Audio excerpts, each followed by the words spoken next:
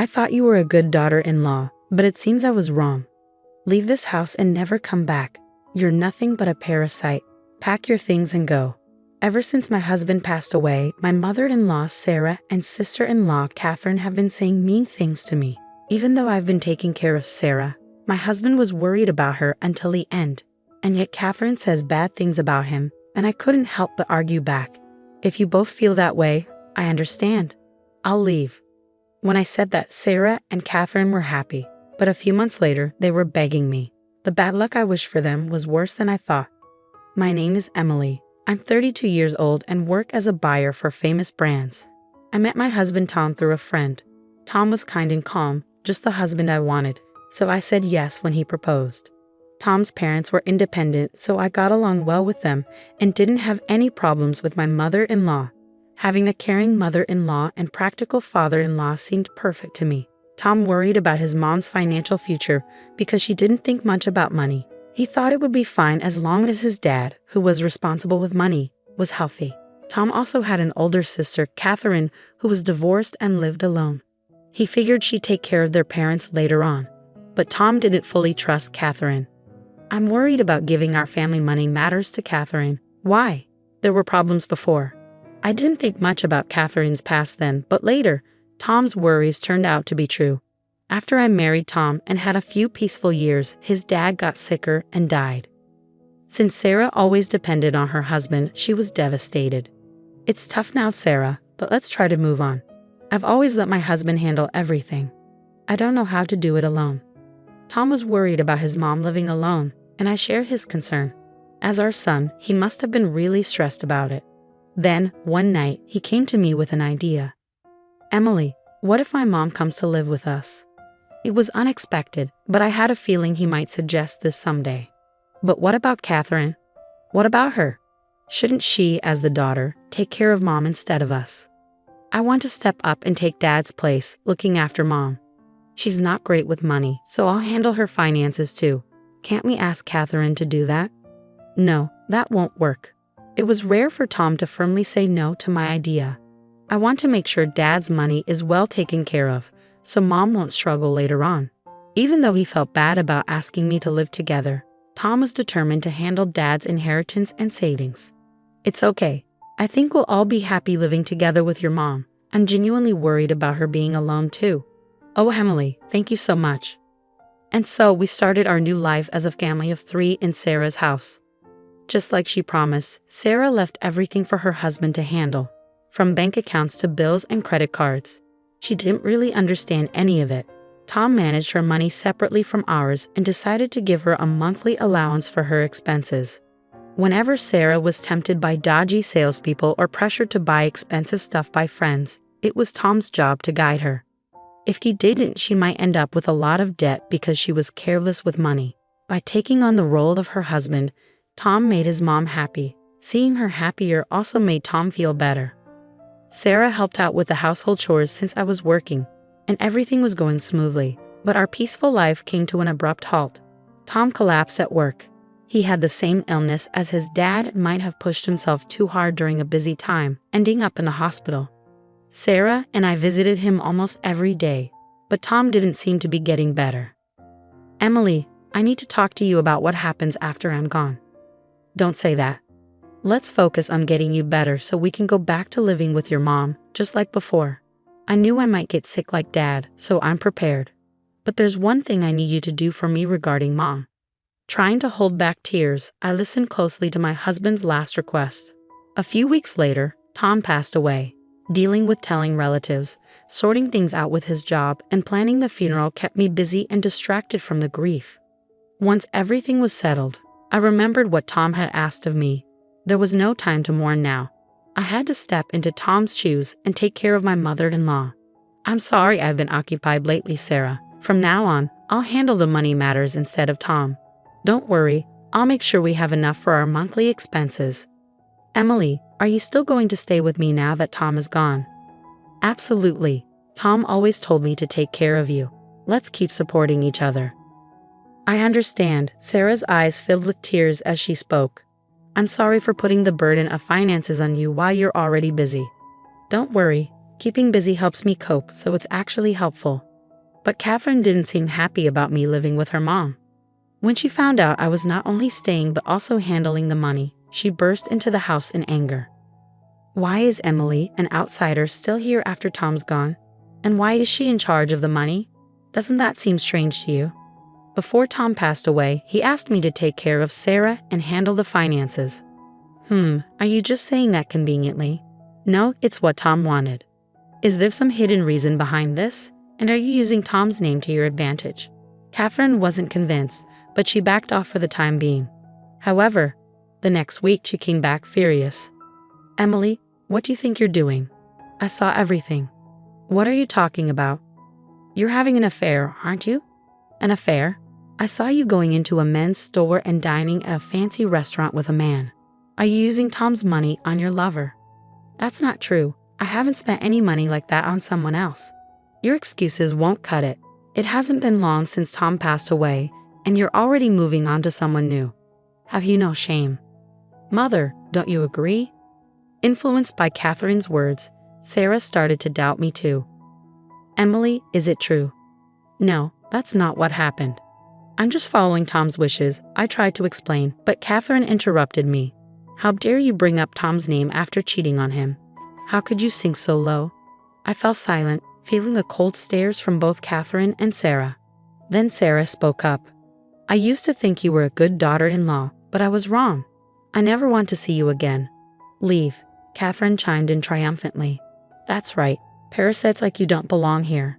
Determined not to let Tom's wishes go to waste, I endured it all. With that resolve, I remained silent. But Sarah and Catherine didn't stop there. They continued to hurl hurtful words at me. Poor Tom, picking someone like you. He was always so easily fooled, you know. Maybe he tricked you into thinking he'd handle the money, but actually used Mom's money for himself. To tarnish Tom's memory, especially when he cared so much about his mom, is unforgivable to me. I could handle them saying bad things about me, but I can't stand them insulting my late husband. I'm sorry, Tom, for not keeping our promise. I silently apologized to him as I turned to Sarah and Catherine. I understand. I'll leave like you both want. Hearing my words, the two exchanged looks and grinned. Finally seeing reason, huh? Leave the bank book here when you go. Sure. I handed over the bank book containing Sarah's living expenses and her husband's inheritance, then left the house. But 3 months later, I got a call from Sarah, whom I had distanced myself from. Emily, they're saying I can't pay my card bill. Why? What's happening? Maybe you spent too much and don't have enough left. You should check your balance using your bank book. Balance? How do I do that? It seems Sarah hadn't changed. She was still careless about money even after I left. As I thought this, Sarah started yelling at me angrily.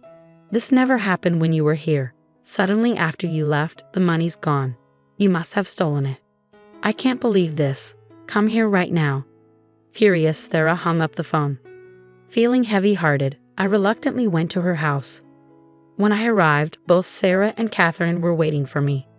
Ignoring Sarah's anger, I accessed her online banking, checked the balance, and showed it to her. Here's the transaction history for this account. As you can see, while I was managing it, the balance never went negative. Do you understand why? Because I was saving money.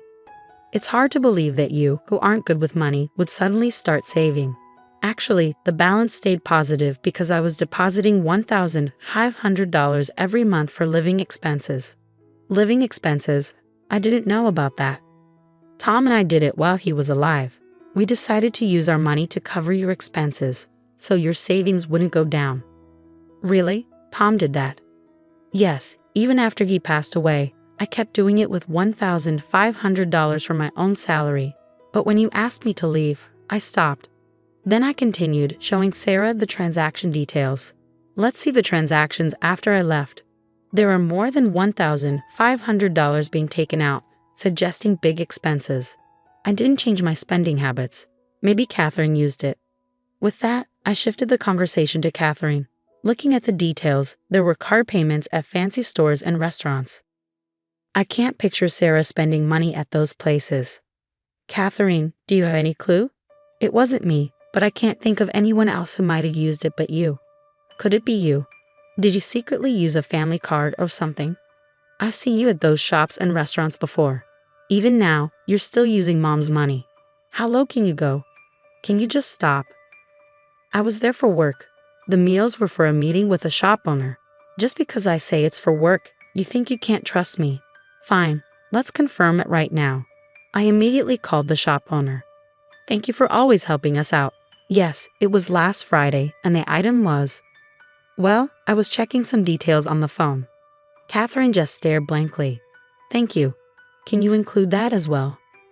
Oh, I see. After ending the call and checking my email, I showed Catherine and Sarah the attached photo. It showed Catherine shopping at the store. What's this? Catherine looked shocked as she saw the photo. It seems the security camera caught you, Catherine, buying these luxury items. When I spoke to the shop owner, they confirmed it right away. I'm pretty sure the person in this photo is you. Don't you agree? Catherine was speechless. The shop owner also mentioned that items matching the ones you bought have been showing up at pawn shops lately. The dates and items match the ones when you use the card, right? Catherine's voice shook, and she seemed confused. Sarah, looking puzzled, asked Catherine, but why go through all this trouble? Buying something and then selling it to a pawn shop right away. Since Catherine didn't seem willing to answer, I spoke up. She probably needed cash quickly. If she took it straight from the bank account, it would have been noticed right away. So you tried to frame me by shopping at my workplace, making it look like I was the one spending money, didn't you? Catherine couldn't defend herself and stayed silent. Meanwhile, Sarah seemed to have more questions and kept pressing Catherine. Catherine, why do you need so much money? Well, I had debts to repay, Catherine confessed quietly. But I added more to her confession. You didn't tell Sarah about it, did you? Do you know why Catherine got divorced? It was because of her debts. Tom often mentioned how troubled he was because Catherine kept asking to borrow money. This has been going on since before Catherine got married. Even after she got married, Tom complained that Catherine's spending habits hadn't changed. You had debts. Sarah then remembered something. The money your father left you, Catherine. I gave you a bank book with the inheritance in it, didn't I? Don't tell me even that money. At Sarah's request, I checked the balance of the bank account where the inheritance was kept. Sarah, the bank account is completely empty. What? Completely empty. But a few days after I left the house, all the money was taken out of the account. No, this can't be. Sarah collapsed to her knees, yelling at Catherine in anger. What's the problem? I had to meet my repayment deadline. My father would have let me, his daughter, use the inheritance however I wanted. I can't believe Sarah is so stunned. It seems Tom was right all along. He always said letting Catherine handle money was risky. He probably saw this coming. Sarah gave Catherine a stern look. That money wasn't just for me, you know. You got your share of the inheritance, right? Who uses someone else's money? You're the one taking advantage of this house. Leave. We're done, Mom. Wait, didn't we agree that I would live here in Emily's place after she left? If I stay with someone like you, I'll end up in debt too. I expect you to return every cent of your father's inheritance. With those words, Sarah forcefully kicked Catherine out of the house. However, I'm unsure if it was the right outcome.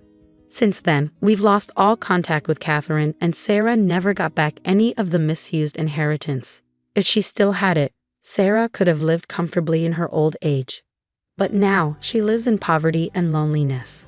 On the other hand, even though Catherine used the inheritance to pay off her debts, her spending habits didn't change, and she's accumulated even more debt.